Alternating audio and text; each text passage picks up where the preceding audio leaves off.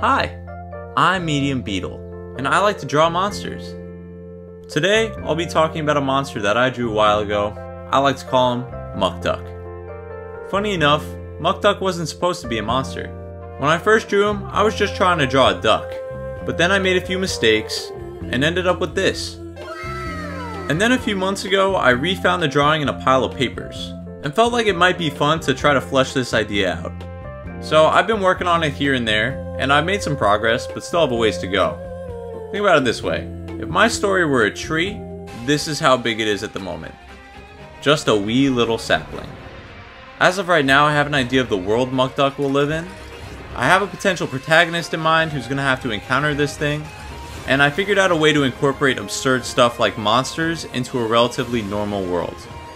This video will include a handful of drawings I've made so far, but there are going to be moments when I have to use stock images to fill in the blanks. Eventually, I'll have drawn an image for every moment, but I'm not going to delay the release of this video any longer than I already have. So here we go. This is what Muck Duck is all about. Gather round, everyone. It's story time! Our story begins with a little ducky and a mama swan. Ducky loved Mama Swan, and Mama Swan loved Ducky. If you think it seems a bit odd for a swan to be raising a duck, it's actually not. Before Ducky, Mama Swan never had no children of her own. But one day, while swimming in the marsh, she heard a quack coming from behind some brush. She swam over and saw a box. Naturally, Mama Swan lifted up the box, and what was underneath? Ducky! And the rest is history. They did everything together. Swimming, flapping, quacking, and they lived a nice and peaceful life. But one day, Ducky woke up from a midday nap, and Mama Swan was nowhere to be found. So Ducky went searching, quacking, Mama Swan, where are you?" along the way. Eventually, he saw his mom up ahead, quacking with relief as he swam his way toward her. Mama Swan turned toward Ducky and began honking hysterically. But while this was a warning, Ducky thought it was a cry for help. Ducky sped up, swimming faster, to try to help Mama Swan out of whatever trouble she was in, until suddenly he felt slowed, as if the water turned into mud. He looked down, and where he expected to see a shimmering teal, he now saw black. Realizing this was no ordinary water, he tried to turn back, but it was too late. Ducky was stuck in the muck. Panicked, he flapped and quacked, desperately trying to get out of this sticky situation. But as much as he struggled to get out, he only sank deeper and deeper into the sludge. Until eventually, all that could be seen was his beak. And then, nothing. Now you'd think this would be the end of Ducky's story, but no. For some reason, his thoughts did not fade, as if his consciousness itself was trapped in the sludge along with his body. And there he laid within the smothering embrace of the viscous goop in utter blackness. Who knows how much time passed? I sure don't. Ducky's panic and confusion slowly began to turn into devastation and grief. Grief into anger, and that anger grew and grew. More time passed, and then, seemingly out of nowhere, he heard a voice. "We only wish to rest, yet they chose to wake us.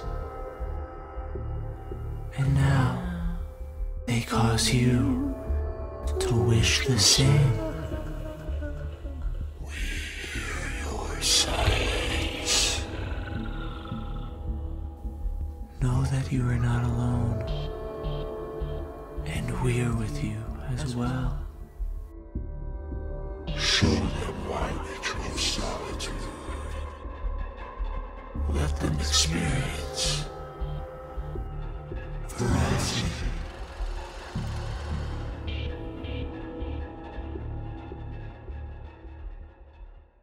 It is a creature which roams the earth alone.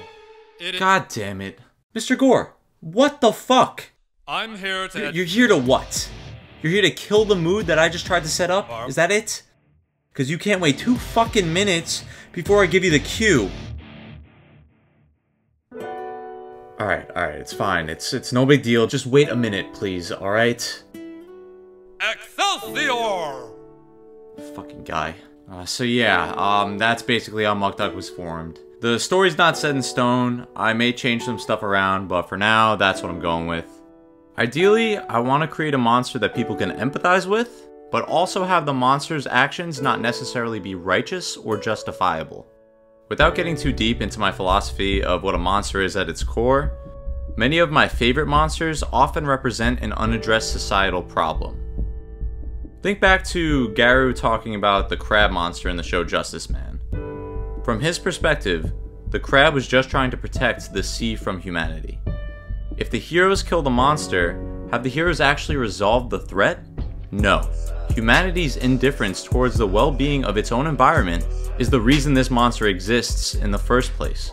So getting rid of the monster does not get rid of the problem that created it. People might be safe from the immediate threat of this monster, but they have not learned how to get rid of what caused it to exist in the first place. In my story, I want to try to highlight that Ducky is not evil, the oil itself is not evil. The true evil lies within the decisions that caused Ducky's fate to be intertwined with the oil in the first place. The true essence of this monster lies within humanity itself. So I want my monster to have a chance to make its case. I want it to be able to express its perspective, regardless of how warped its methodology is. And listen, I'm not saying that his rampage will cause anything to change. If some oil monster went on a rampage in real life, I honestly can't imagine oil companies would have any sort of epiphany that would lead them to rethink their practices. Regardless of public backlash or the threat of humanity's destruction, they don't give a fuck. But Muck Duck's success in attempting to catalyze societal change is irrelevant. What matters is that my monster has the opportunity to try to show the world the trauma that he and many other animals underwent. So what's he gonna attack? What's he gonna destroy? First, he's gonna target an oil tanker, since that's what caused the spill that drowned Ducky and Mama Swan. People working will look down and see a trail of oil slick circling the perimeter, and then he'll lurch out of the water and absolutely obliterate the ship. Ideally, I want this attack to be sort of a moral gray zone. I want people to look at this incident and say, well, the oil spill is what caused Ducky to turn into this thing, so attacking the ship was understandable. But an oil spill is impartial to the damage and turmoil that it causes. So in that spirit, Muck Duck will also be indifferent to who or what he kills. And Muck Duck is gonna kill. I will kill anyone, anywhere. Children, animals, old people, doesn't matter. I just love killing. Therefore, the next attack will be a lot less justifiable. So this probably goes without saying, but just so there is no possible room for confusion, I personally do not wish death upon the majority of people, the exceptions being ruthless terrorist dictators and child predators. The events in my story do not depict what I'd actually want to happen in the world. I prefer that people aren't traumatized, but this is a story with fake people, so who gives a fuck? I want to have them destroy a theme park, sort of like Coney Island or the pier in Rocket Power, so it's by the water and Muck Duck can naturally transition from one place to the other. And that way, instead of the target being oil companies, the victims will be innocent civilians. People enjoying the beach, people riding rides, just people trying to relax and have fun. Just to drive home the brutality of the attack, I'm gonna focus in on a mother and child. The mother tripped while running away with her kid in her arms, and Muck Duck's gonna loom over them. He'll see the child will stare back, paralyzed with fear, tears running down their eyes as they grip their mother. And in that moment, Muck Duck's eyes will water as he thinks back to his own mama. You'll see a tear roll down his face. But then that water turns to oil. His eye rolls to the back of his head, and he pelts this mother and child with a stream of oil. This moment will show that the empathy that he once possessed as a cute little ducky is overridden by the destructive nature of his conception. So then after that, I thought I'd have one of two things happen. The first thing I thought of was to...